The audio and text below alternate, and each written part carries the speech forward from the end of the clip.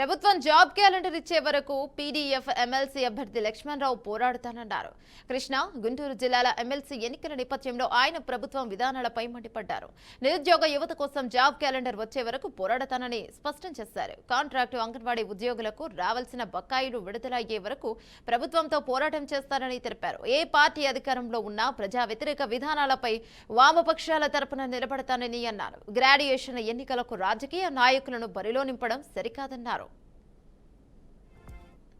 7వ తేదీన కృష్ణా, గుంటూరు జిల్లాల శాసనమండలి గ్రాడ్యుయేట్ ఎమ్మెల్సీ ఎన్నికల్లో పోటీ చేస్తున్న పీడీఎఫ్ అభ్యర్థిగా పోటీ చేస్తున్న నాకు తొలి ప్రాధాన్యత ఓటు వేయాలని ప్రింట్ మీడియా, ఎలక్ట్రానిక్ మీడియా మిత్రుల ద్వారా కృష్ణా, గుంటూరు 2 జిల్లాల్లో ఉన్నటువంటి గ్రాడ్యుయేట్ ఓటర్లందరికీ ముందుగా విజ్ఞప్తి చేస్తున్నాను.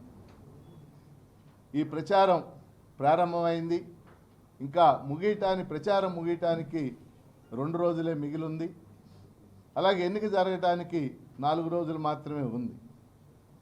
మొదటిది కృష్ణా, గుంటూరు ఉమ్మడి జిల్లాల అభివృద్ధికి సంబంధించి